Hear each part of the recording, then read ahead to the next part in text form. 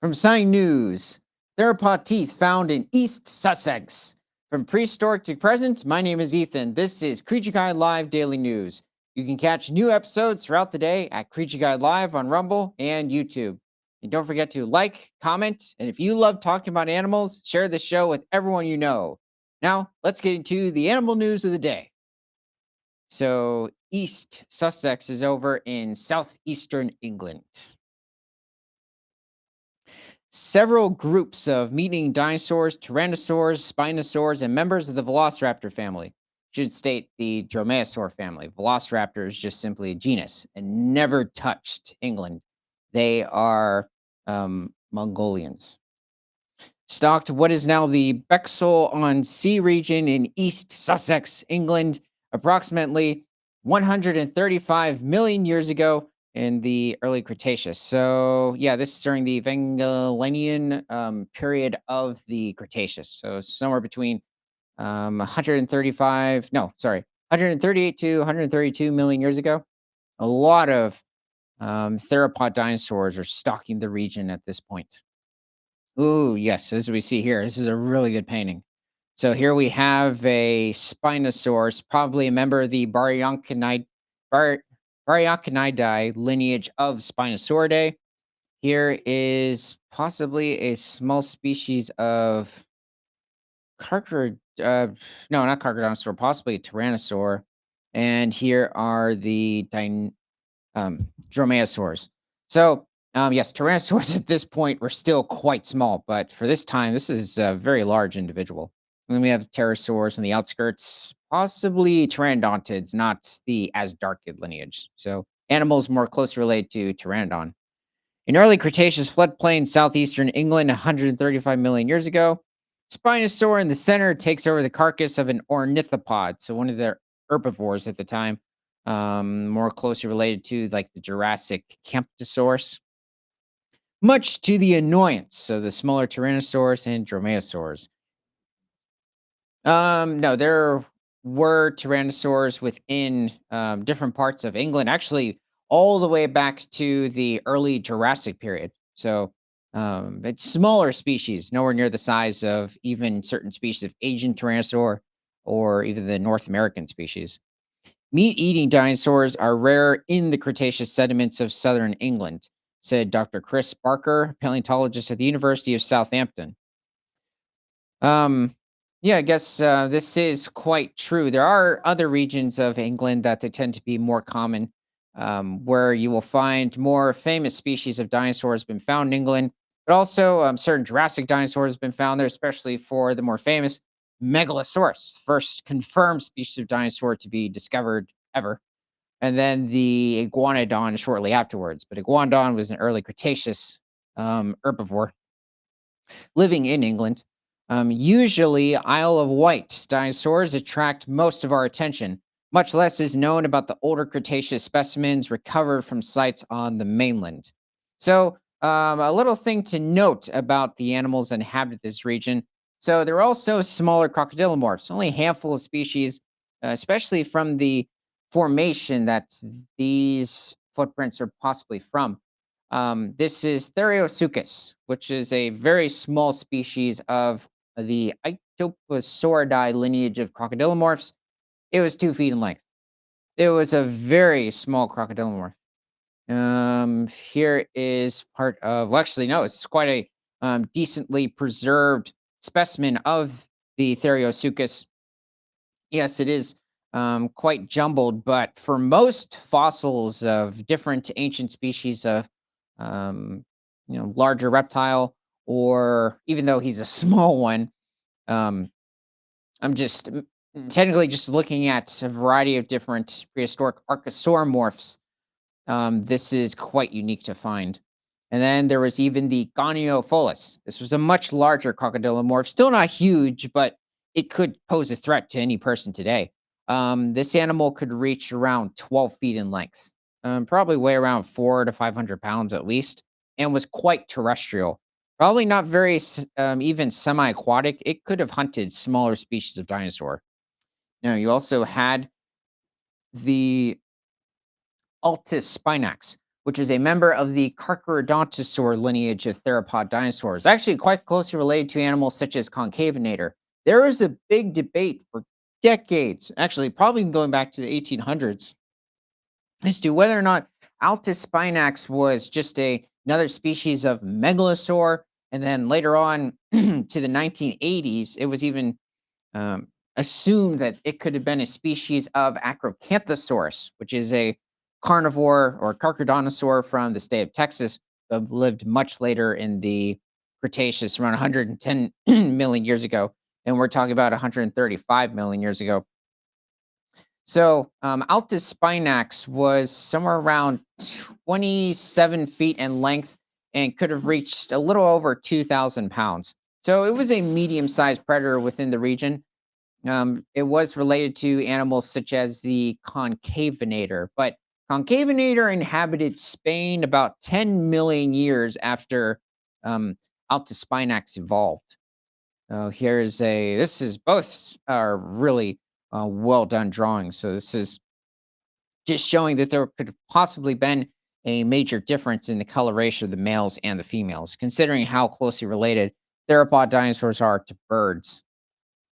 Also, certain groups are more closely related to birds than others. So there are also ornithopods at this time, such as the iguanodontids, like the true iguanodontids. This is when they reach their massive size. Um, this is Barlium. So this Barlium, this is a close relative of the more famous iguanodon. It was close to the same size too. Iguanodon was probably slightly larger, but Barlium could still reach about 33 feet in length and weigh over 3 tons. So this animal also, unlike its later descendants, the hadrosaurs. So if you notice, this animal has a thumb spike. Hadrosaurs had no thumbs. So this is literally a hadrosaur making it two thumbs up. Um, though they did have that extra distinct pinky finger that could have been possibly used to grab vegetation. It's a big guess to what that distinct finger was used for. The other three fingers were basically a hoof, just wasn't in the texture of what you see in modern day horses. But these animals had long enough and robust enough forelimbs to walk on all fours, as well as walk on their hind limbs whenever they wanted to. So they were primarily herbivorous. And here is another, despite it having like a dark. Here's the thing: ornithopods, especially guanodontids and the hadrosaurs, hadrosauromorphs, not the same thing as a hadrosaur. These animals tend to be perceived as gentle creatures or simply the cows of the Cretaceous, which they were. But um, these animals would have been one of the most dangerous creatures in the region, especially animals like Barolium, Iguanodon, and even the um, Hypsilopinus. These animals would have basically tackled any carnivore in the region. I would doubt in some cases intentionally try to kill their young, like with what you see in different herbivores today. Herbivores are more dangerous than carnivores. And also with these distinct thumb spikes, more likely than their descendants would have fought the carnivores. And it's a big question as to why the descendants of the iguanodontids ended up losing their thumb spike. Like, why would you all of a sudden give up something that was of primary importance? And the only thing you could do for defense now is pretty much run. Maybe whack the theropod with your tail, but the later tyrannosaurs, it's not going to do very much. During this time, though, it was animals like Suchosaurus that were some of the main predators at this point. So this is also a member of the Baryonychinidae lineage of theropod dinosaurs, which is what also the more famous Baryonyx walkeri belongs to. So Suchosaurus was slightly smaller than Baryonyx, but belonged to the same subfamily of Spinosaurus as Baryonyx, and very similar skeletal structure. But Suchosaurus could reach somewhere around 28 feet in length and weigh close to 2 tons, whereas Baryonyx could reach slightly between 2.5 to 3 tons and was around 33 feet in length. It was the largest Spinosaur in this region. These Spinosaurs, Barychinids in general, did not um, evolve the elongated sailback structures that you see in members of the Spinosaurine lineage of Spinosauridae, or even another group. Most species had pretty much just a smooth sort of vertebra, like what you see in most other theropods. These are both really good drawings. Okay, let's see what's happened. Um, in the research, Dr. Barker and colleagues examined an assemblage of theropod teeth from the Wadhurst clay formation. So this is the formation that you find these different species of guanodontids, not baryonyx. You do not find baryonyx in this specific clay formation, but you do find Suchosaurus and even the Hypsilinus iguanodontid as well. Mostly collected from the Ashdown Brickworks locality near Bexhill, East Sussex. Theropod teeth are complex and vary in size, shape, and the anatomy of their serrated edges. Oh, yeah, definitely. When you look at different species of carnosaur, or let's say you're looking at allosaurs, abelisaurs, carcharodontosaurs, or tyrannosaurs, usually you're looking at, let's say, allosaurs, carcharodontosaurs. They're much thinner in shape. And then when you look at animals like abelisaurs and tyrannosaurs, they tend to be much thicker and have a wider diameter. And that indicates that they were most likely crushing bone, whereas the carcharodontosaurs were probably just slicing off flesh. But it also does look like, depending on certain chemical isotopes that have been done on the more lightly built theropods, they were still coming to contact with bone, just probably not as much, but definitely, um, yeah, there's a wide variety. When you look at Dromaeus, um, there's definitely just a wide variety of different tooth shapes, as well as the carcharodontosaurs, carnosaurs in general, which is a very broad lineage of theropods, had sharper teeth compared to animals like the tyrannosaurs or bellisaurs. With animals like ceratosaurus or the ceratosaurians having the sharpest teeth of any of the theropods. The authors used several techniques to analyze the fossils, including phylogenetic, discriminant, and machine learning methods.